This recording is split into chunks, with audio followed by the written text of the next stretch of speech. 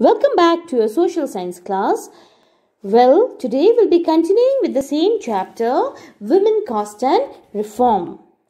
If you all remember that in your previous class, you all had studied how the great reformers like Raja Ram Mohan Roy, Swami Dayananda Saraswati fought to improve the lives of women.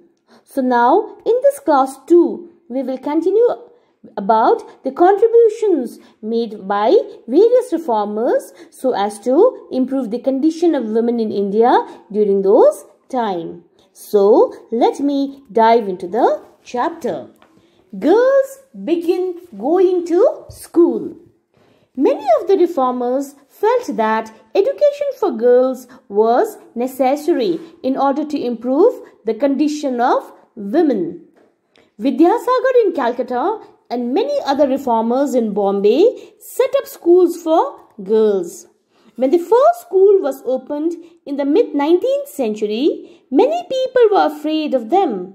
They feared that schools would take away girls from home, prevent them from doing their domestic duties. Moreover, it was feared that girls had to travel through public places in order to reach school. Many people felt that this would have a corrupting influence on them.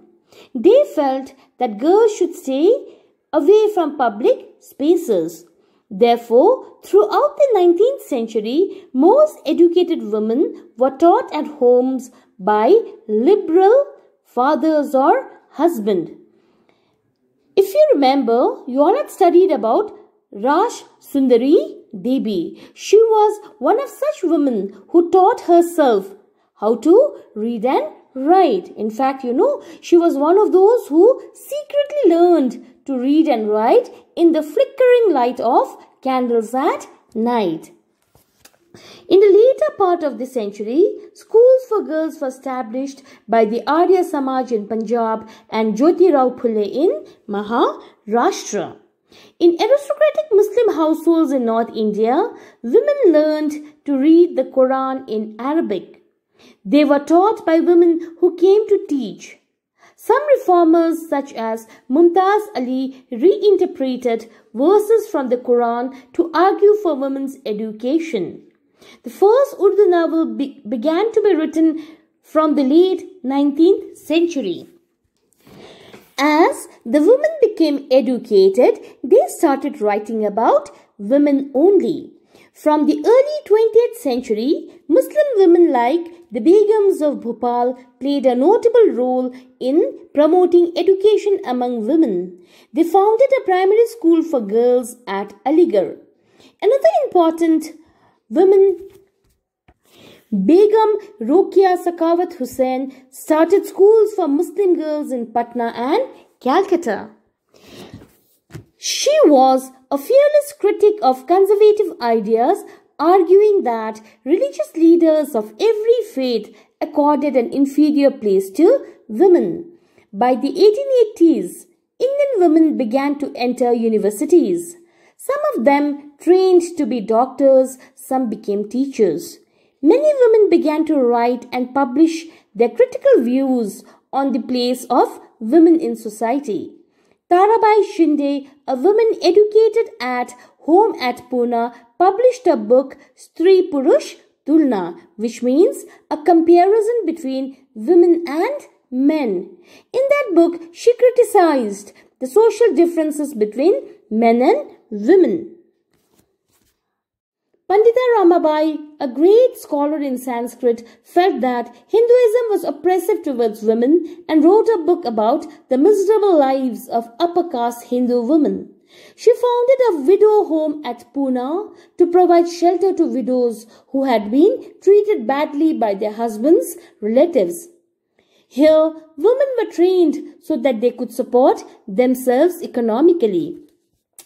As you can see, by the end of 19th century, women themselves were actively working for reform. They wrote books, edited magazines, founded schools and training centers, and set up women's association.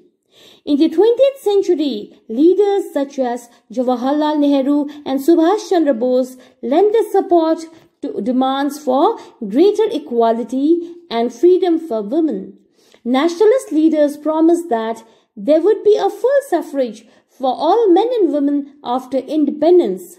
However, till then they asked women to concentrate on anti-British struggles. So, now let's learn about the caste and social reform. Some of the social reformers we have already discussed about also criticized caste inequalities. Raja Ram Mohan Roy translated an old Buddhist text that was critical of caste. The Prathana Samaj adhered to the tradition of bhakti that believed in spiritual equality of all caste. In Bombay, the Paramahansa Mandali was founded in 1840s to work for the abolition of caste. Many of these reformers and members of reform associations were people of upper caste. Often, in secret meetings, these reformers would violate caste taboos on food and touch in an effort to get rid of the hold of caste prejudices in their lives. There were also others who questioned the injustices of caste social order. During the course of 19th century, Christian missionaries began setting up schools for tribal groups and lower caste children. These children were thus equipped with some resources to make their way into a changing world. At the same time, the poor began leaving their villages to look for jobs that were opening up in the cities. There was work in factories that were coming up and job in municipalities. Now, as the cities expanded, there was new demand of labor. As drains had to be dug, roads laid, buildings constructed, and cities cleaned. These required coolies, diggers, carriers, bricklayers, sewage cleaners, sweepers, palanquin bearers, rickshaw pullers. Now students, tell me, where did this labor exactly came from? In fact, these laborers were none other than the poor people from the villages and small towns who had basically come to the cities, and basically these people came from lower caste. The poor people, the people from lower caste, saw this as an opportunity to get away from the oppressive hold of the upper caste landowners. Now, apart from these jobs, there were other jobs too. The army, for instance, offered opportunities.